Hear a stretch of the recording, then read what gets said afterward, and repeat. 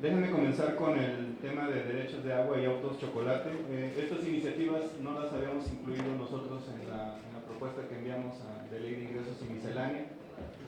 En un ejercicio, creo yo, de un país democrático, las discusiones que se dieron en la Cámara de Diputados desembocaron a que fuera una propuesta que se hizo en esta Cámara.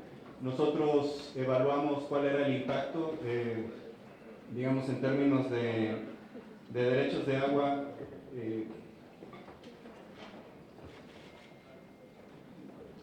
Estimamos que solo se estaría afectando el 2% del universo de los títulos de concesión, es decir, a los pequeños productores no necesariamente estarían siendo impactados. Sin embargo, es una iniciativa que nosotros no incluimos en la ley de ingresos, que enviamos como parte del paquete. En cuanto a los autos chocolate, yo concuerdo, creo que ya existe un marco jurídico y regulatorio para regularizarlos. Creo que el transitorio tal vez no agrega más allá del marco jurídico existente. Yo digo, obviamente lo pongo a discusión con ustedes. Creo que ya existe una solidez jurídica en todas las leyes que tenemos para que se aborde el tema de los autos chocolate o de los autos que de manera ilegal han entrado al país. También creo que está relacionado obviamente con señales que pueden ser tomadas de manera equivocada con la industria automotriz. Y yo creo que desde el punto de vista de Hacienda es la posición que tomaríamos. Por lo que sí, la verdad es que sí no vemos que este transitorio pueda abondar ya más al marco jurídico que tenemos existente en las leyes, ¿no? Me gustaría también tocar un poco rápidamente el tema de las variables. Pemex en los últimos años ha venido reduciendo su plataforma petrolera, y esto no ha pasado en los últimos meses. Es un efecto que orgánicamente empezó a experimentar la empresa. En los últimos 10 años la plataforma se cayó a la mitad. Sin embargo, los esfuerzos de la empresa en los últimos años se han enfocado a dos cosas. Primero, a estabilizar la producción. Lo han logrado estabilizar en los últimos 3 meses. Por ejemplo, en enero del 2019 la plataforma era 1.623.000.000 de barriles diarios. Para julio ya la habían mantenido en 1.671.000, en agosto fue 1.683.000. En septiembre es 1.715.000, entonces no solamente la han logrado ya parar esta caída, sino que la han logrado estabilizar, y de acuerdo a las predicciones que ellos tienen, estarían esperando lograr una producción de 1.800.000 a los últimos días de diciembre. Si este es el caso, la base con la que empezaría la producción de Pemex en el 2020 estaría cerca de la meta que hemos expresado, que hemos plasmado en los criterios. Obviamente hay retos muy importantes. Hace un par de meses uno de los pozos se inundó. Este tipo de evento, un evento climatológico, puede afectar la producción, pero creemos que la forma que si ellos logran si ellos realmente logran alcanzar estos objetivos en el 2020, la plataforma podría ser realizable. Y esto me lleva un poco al tema de las rondas. Sí, efectivamente estamos incluyendo ya el resultado de rondas del sector privado. Serían 80.000 barriles en promedio diarios que se estarían poniendo en la meta. A mí me gustaría resaltar también que nos hemos reunido con muchas de las empresas privadas que están extrayendo petróleo en aguas profundas. Lo que nos han expresado ellas es que usualmente les toma 7 años identificar si un lugar tiene o no petróleo, y luego 3 años establecer toda la infraestructura para poder extraerlo, y eso la verdad es que nos lleva a darnos cuenta que no necesariamente la producción que se había esperado se va a dar. Algunas de ellas no han encontrado petróleo, y esto obviamente no es en vano, porque ahora sabemos que ahí no hay. Entonces tanto Pemex como las empresas privadas no tienen que buscar, pero es un negocio de alto riesgo que ellas mismas nos han expresado. Yo lo que pienso es esta dinámica de inversión privada sin duda sí es necesaria, no solamente en Pemex, sino en muchos elementos de la economía. La inversión pública no necesariamente va a poder suplir a la inversión privada ni en el corto plazo ni en el mediano plazo, y por lo tanto sí tenemos que trabajar en mecanismos que permitan que o bien los recursos públicos ayuden a potenciar inversión privada o bien que se logre una convergencia de ambas inversiones para lograr alcanzar crecimientos que se están planteando. En este sentido, yo creo, hace poco el secretario inclusive lo mencionó, pensamos que crecer al 4% en promedio o al 4% durante el sexenio es factible. Algunos estados están creciendo al 4%, tenemos otros estados que no, y ahí es donde tenemos que enfocar los esfuerzos de inversión. Ahora bien, en el sur es donde no necesariamente tenemos economías de aglomeración que nos van a permitir o facilitar la inversión de los privados, y es donde prácticamente estamos tratando de poner el esfuerzo de inversión pública, de lo contrario no se va a dar. Y yo creo que en breve ha habido ya reuniones con el sector privado y la Secretaría y la Presidencia de la República para identificar proyectos que pueden ser bancables, que pueden tener un retorno. Y en este sentido creo que en un par de semanas puede llegar ya a algún acuerdo que permita que los privados estén participando en todos aquellos proyectos donde hay una rentabilidad adecuada, razonable, con reglas muy claras de participación. Y el sector energético, si bien la actual administración lo percibe como un tema estratégico para reducir la dependencia hacia otros países, efectivamente creo que la inversión privada tendrá que tomar un rol importante, ponderando siempre que exista esta independencia tanto energética que está proponiendo la nueva administración. Y en este sentido, la pregunta de qué cambios estructurales tienen que suceder muchísimos. Creo yo que México está enfrentando muchos retos, como lo mencionamos, la falta de participación de mujeres en la economía. Eso nos da el equivalente a un bono demográfico. Existe un factor de producción en la economía que no está actualmente en servicios remunerados. Y esto es donde yo creo que el gobierno tiene que trabajar y hacer un cambio para que las mujeres se puedan integrar a la fuerza laboral remunerada. Estamos también tratando de identificar cuáles son las reformas que tienen que estar relacionadas con profundizar el sector financiero. No me refiero solamente al sector bancario, tendría que ser el sector de aseguradores. Creo que de manera también histórica el gobierno federal era el gran comprador de estos sectores, y creo que tenemos que dinamizar más el sector y volverlo más profundo para que puedan financiar actividades productivas en el país. Y en ese sentido estamos reuniéndonos con el sector financiero para identificar exactamente qué tipo de reformas necesitamos hacer. Otro de los temas creo muy importantes que tienen que pasar en los siguientes meses, y no lo incluimos en este paquete fiscal, es que tenemos que movernos hacia una estructura que nos permita tener políticas contracíclicas. Actualmente, creo yo, tenemos mecanismos que nos permiten suavizar los ingresos, como el Fondo de Estabilización de los Ingresos Petroleros. No necesariamente tiene una regla de fondeo estratégico de mediano plazo. En realidad es un poco lo que sobra de los excedentes, se va captando, se va generando un ahorro, y es valioso ese ahorro que esté. Es un colchón de liquidez que tiene el gobierno federal, y también un poco de ese colchón es para los estados. Sin embargo, no hay en este momento una estructura que nos permita tener una política contracíclica, y no lo incluimos en este momento en el paquete porque pensamos que es una reforma muy importante que tiene que ser discutida con los diputados y con los senadores, diputados, etcétera, ¿no? Y también con los actores económicos del país. La idea que tenemos de la política contracíclica es que deberíamos de estarnos moviendo primero a una definición de deuda neta a deuda bruta, y la razón de cambiar la definición es que la forma en la que actualmente estamos reportando la deuda implica a la deuda bruta restarle las disponibilidades de efectivo que están en tesorería. Entonces hay muchas variables que juegan y no necesariamente nos permiten tomar decisiones adecuadas para una política contracíclica. El segundo gran cambio que queremos hacer es que deberíamos de estar fijando una trayectoria de gasto fija que nos permita ahorrar cuando los ingresos vayan por encima de esa trayectoria de gasto, y ese ahorro se captura en el fondo contracíclico, y que cuando los ingresos vayan por debajo podamos extraer esos recursos y utilizarlos para gasto contracíclico. ¿Qué significaría gasto contracíclico? Tiene que ser gasto en infraestructura, tiene que ser gasto que ayude a los individuos de la sociedad, de la economía, que probablemente están enfrentando una restricción de liquidez, tiene que ir probablemente a garantizar algún tipo de créditos de consumo, de compras de bienes durables que nos permita atenuar impactos sobre la economía.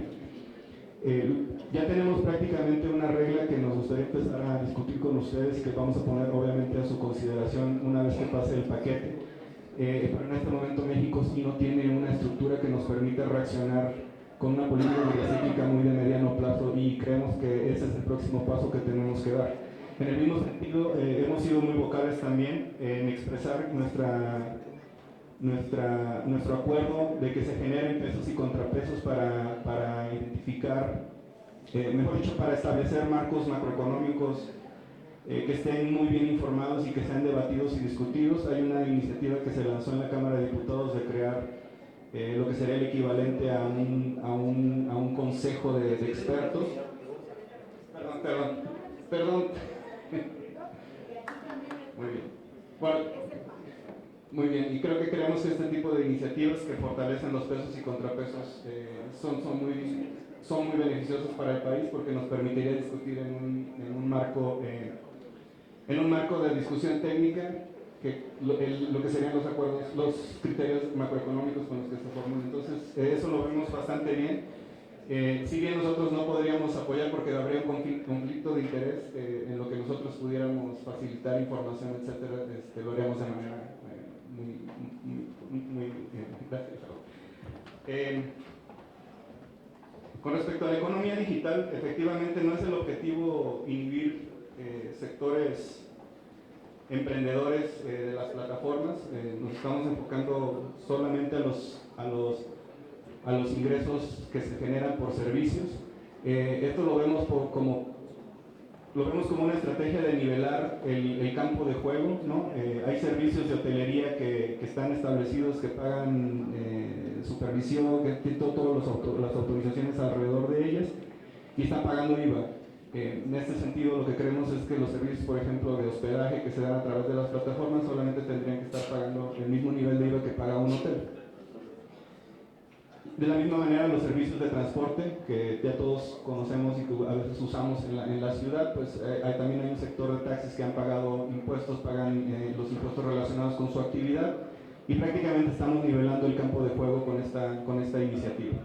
Es una economía que va a crecer mucho, es un sector económico nuevo que está creciendo de manera acelerada, y lo que queremos es nada más alinear nuestra actual estructura fiscal y nuestra actual estructura de recaudación con un sector que va a crecer de manera muy acelerada. Inclusive las plataformas no necesariamente perduran mucho tiempo, entonces tenemos que tener esta flexibilidad para saber adaptarnos y recaudar. Pero es una iniciativa que tenemos para nivelar el campo de juego con otros sectores de la economía que también se sienten un poco desfavorecidos porque ellos sí están pagando impuestos sobre estas actividades.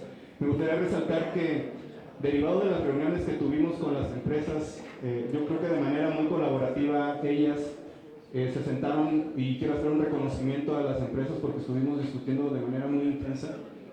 Decidimos también retirar la iniciativa de bajarles el switch.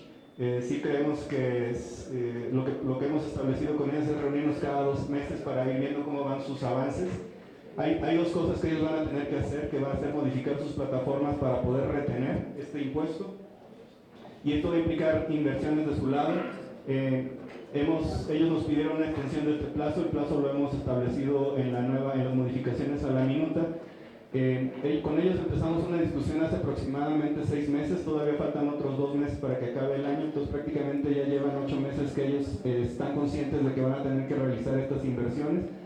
Les pusimos una fecha límite para que las inversiones a sus plataformas se realicen a junio, por lo cual tendrían prácticamente 12 meses ya en las que ellas tendrían que adaptar sus plataformas. A mí solamente me gustaría abrir un paréntesis en este sentido. Hace un par de años los bancos empezaron también a hacer plataformas de recolección y tuvieron que hacer inversiones muy importantes en sus sistemas. Por ejemplo, ya muchos utilizamos líneas de captura para pagar algunos aprovechamientos o productos, y les tomó igual aproximadamente entre 6 y 8 meses adaptarse. Entonces, de manera muy voluntaria, muy colaborativa, y quiero reconocer mucho esto a las empresas, nos hemos sentado y decidimos que no es necesario tener una medida como la de bajar el switch, y creemos que de manera muy amistosa vamos a poder lograr los objetivos que planteamos y que establecimos entre las empresas y la Secretaría de Hacienda. Con respecto a esto también me gustaría resaltar que retiramos la iniciativa de que se retuvieran por parte de las empresas de ventas por catálogo la retención que en mayoría son mujeres. Lo que establecimos es un transitorio que facilite, un transitorio que lleve al sistema de administración tributaria a facilitar la retención cuando los individuos lo requieran. También creemos que digamos, esta actividad ya generaba impuestos y tendría que haber reportado los impuestos de ventas por catálogo, pero hay complicaciones para poder recaudarlos. Algunas de las ventas por catálogo sugieren el precio final de venta y esa diferencial permitía identificar cuánto se tenía que retener. En otros casos las empresas no lo hacen, por lo tanto el precio varía y eso implica una complicación que inhibe que sea la propia empresa la retenedora, pero el objetivo ahí principal era, ya eran individuos obligados a pagar impuestos, lo único que queríamos era facilitar la retención de los impuestos de la misma manera en que un restaurante retiene el impuesto del IVA o el impuesto sobre la renta de sus empleados, o la Secretaría de Hacienda nos retiene a nosotros como empleados nuestros impuestos. Lo quitamos, está como en un transitorio solamente para que el SAT facilite la retención, mejor dicho, proponga mecanismos que faciliten la retención. Entonces esa es la modificación y lo hemos retirado de la iniciativa.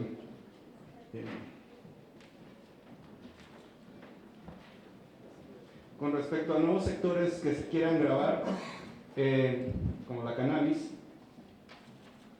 hay diferentes formas en las que hay prácticamente 3 modelos en los que podríamos abordar el tema, pero al final vamos a necesitar que primero ustedes definan cómo va a ser el esquema en el que se va a producir, que se va a establecer legalmente esta actividad, antes de realmente proponer una forma de recaudarlo. Por eso no lo hemos incluido en la ley de ingresos. Tampoco lo estamos estableciendo de manera directa. Sí, primero necesitaríamos saber quién lo va a producir, quién va a vender, cómo se va a distribuir, cuáles son los puntos de control. Haciendo un símil con la empresa, con el sector de bebidas alcohólicas, hay diferentes puntos de control donde el SAT tiene que intervenir para establecer niveles de calidad, etcétera, y taxar en los diferentes puntos. Y luego hay una venta al final ad valorem. Tendríamos que estar pensando en algo similar que nos permita primero que el sector se desarrolle y se consolide, y después, una vez que está consolidada y establecida la actividad económica, taxarlo de manera tradicional como lo estamos haciendo. Por lo tanto, en este tema sí, primero necesitaríamos que nos definan quién lo vendería, quién lo produciría, dónde se distribuiría, etcétera, para poder primero entonces establecer los puntos de control y no inhibir una nueva industria. Esto amerita bastante discusión, y en este mismo sentido, inclusive para los productos de ventas de bebidas alcohólicas, lo que hemos discutido con muchas de las empresas es que probablemente nos vamos a tener que mover a un esquema de imposición mixta, donde no necesariamente tenemos que cobrar ad valorem, sino un pedazo va a tener que ser ad valorem y el otro va a tener que ser una cuota fija sobre el nivel de alcohol. Y el objetivo prácticamente es también nivelar el juego entre diferentes industrias, entre diferentes empresas que tienen ciertas ventajas por tener un menor precio, pero que tienen los mismos niveles de contenido de alcohol, ¿no? Entonces, estas iniciativas creo que tendrían que estar incorporadas en una reforma fiscal que tenemos que poner sobre la mesa con ustedes. Este es, creo, otro de los cambios estructurales que tenemos que hacer. No nada más la parte contracíclica, sino tener eventualmente una propuesta de reforma fiscal que sea progresiva, que sea equitativa, que incluya elementos de medio ambiente. Creemos que los impuestos al carbón tienen que ser incluidos. Y estos, digamos, serían los grandes, en términos generales, los lineamientos con los que elaboraríamos una propuesta de reforma fiscal que nos permita flexibilizar la recaudación, incrementarla, al mismo tiempo que se protege a los contribuyentes y no inhibe industrias nacientes.